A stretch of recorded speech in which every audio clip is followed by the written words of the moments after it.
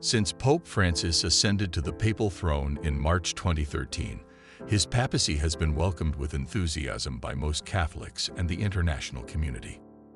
However, not all believers see his pontificate as legitimate.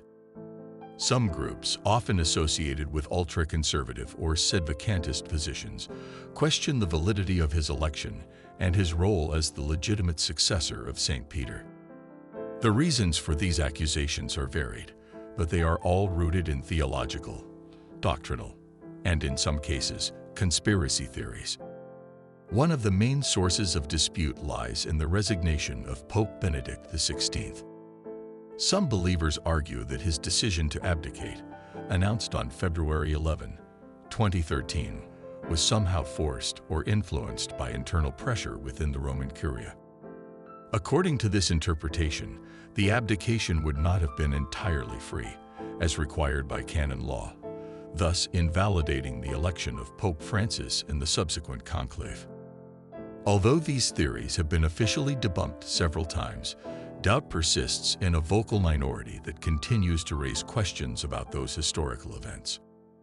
Another element of strong contestation concerns the changes introduced by Pope Francis, considered by some to be a departure from the millenary tradition of the Church. His pastoral openness towards issues such as divorce, homosexuality, environmental protection, and other social issues has drawn criticism, especially among the more conservative sectors of the Catholic world. These groups believe that such openings could undermine the foundations of Catholic doctrine and denounce the risk of a modernism, which, according to them, would empty the evangelical message of its essence. The publication of the Apostolic Exhortation Amoris Laetitia, for example, was at the center of heated discussions, especially for the chapter dedicated to the possibility of access to the Eucharist for divorced and remarried people. The criticisms, however, do not come only from lay people.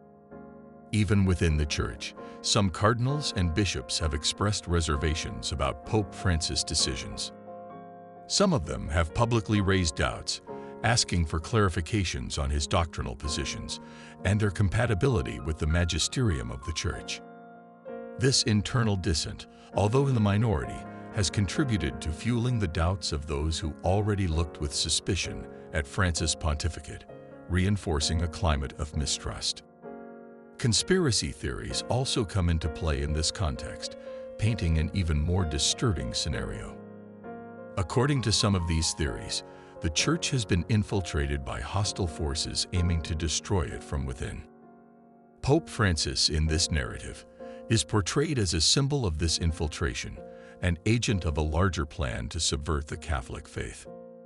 These theories, however unfounded, find echo in some ultra-conservative circles and on social media, where they are amplified without any verification. Finally, there is no shortage of theological criticisms. Some theologians and scholars argue that certain statements by Pope Francis could be interpreted as heretical or in any case not in line with the Catholic faith. Doctrine states that a pope cannot teach heresies. Consequently, those who support this position conclude that his pontificate is invalid. However, these accusations have been rejected by most of the theological community and official church bodies. It is essential to underline that these positions represent a minority within the Catholic Church. The vast majority of the faithful recognize Pope Francis as the legitimate successor of St. Peter and appreciate his commitment to a more inclusive and merciful Church. The Holy See also firmly reaffirmed the full legitimacy of his election, clarifying that the theories contesting his pontificate have no foundation in doctrine or facts. This debate, although marginal, offers food for thought on the relationship between tradition and innovation in the contemporary Church.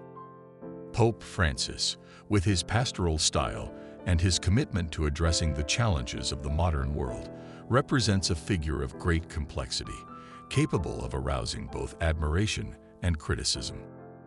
The history of his pontificate, however, will continue to be the object of analysis and discussion, not only within the Church, but also in civil society, which looks carefully at the choices of this global spiritual leader.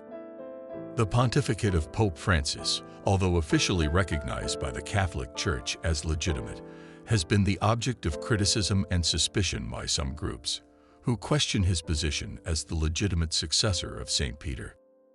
These doubts are articulated on several levels, ranging from historical events linked to the renunciation of Pope Benedict XVI to doctrinal and theological questions, without neglecting the influence of conspiracy theories.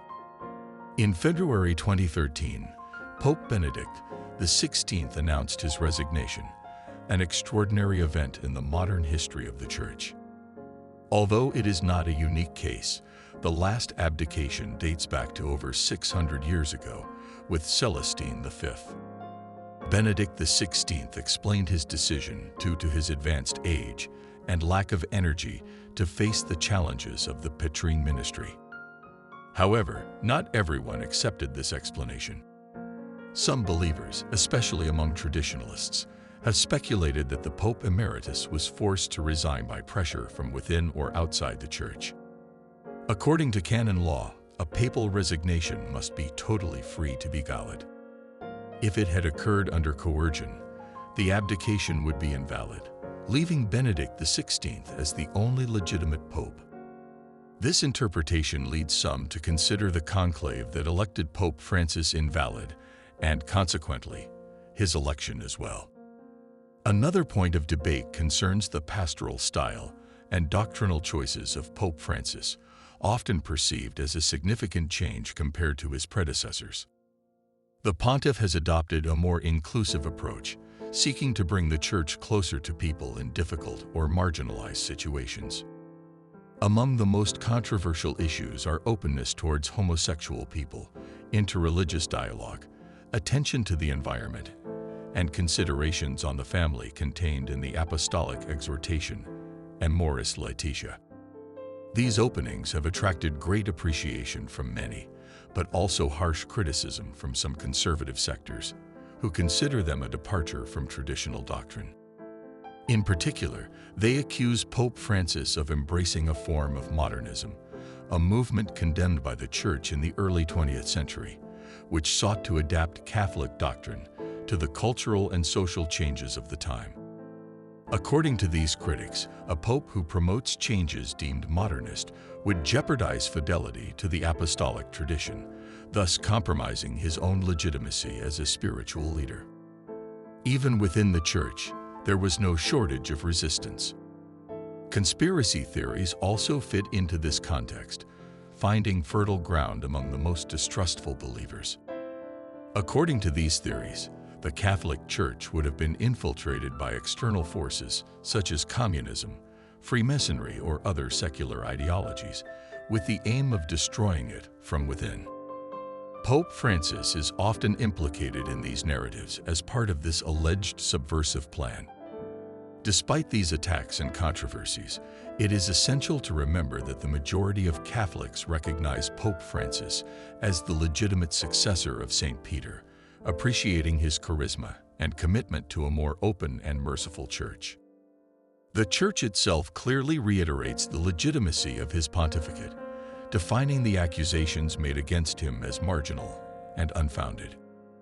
The debate, however, highlights a broader challenge for the contemporary Church, that of finding a balance between tradition and renewal, between fidelity to doctrine and openness to the needs of the modern world.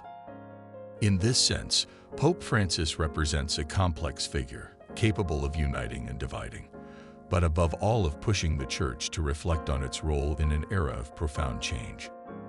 Conspiracy theories surrounding Pope Francis do not stop with the infiltration of the Church by outside forces, but sometimes see him as a central protagonist in a plan to subvert the Church from within. According to these narratives, the Pontiff would be, knowingly or not, an agent serving an agenda that would diverge from traditional Catholic doctrine. For those who support these ideas, Francis could not be considered a true pope, but rather a usurper exploited by these forces. A recurring theme in these criticisms concerns access to the sacraments for divorced and remarried people, an issue particularly discussed in the Apostolic Exhortation, Amoris Laetitia. For some theologians and traditionalist groups, Pope Francis's openings on this issue would represent a break with the traditional teaching of the Church and, ultimately, a form of heresy. Catholic doctrine attributes to the Pope a charism of infallibility when he officially teaches in matters of faith and morals, guaranteed by the assistance of the Holy Spirit. Although some critical theories argue that a pope who teaches heresies would automatically lose his office, this interpretation is not recognized by the official Church. Such accusations, coming mainly from fringe currents and ultra-traditionalist groups, do not reflect the reality of the global Catholic community. The Catholic Church clearly states that Pope Francis is the legitimate successor of St. Peter, considering them unfounded and in conflict with the unity of faith. The controversies highlight the tensions between tradition and innovation, a complex balance that only time will fully clarify. If you like this video, please like and subscribe to our channel. Also, let us know your opinion in the comments. See you soon.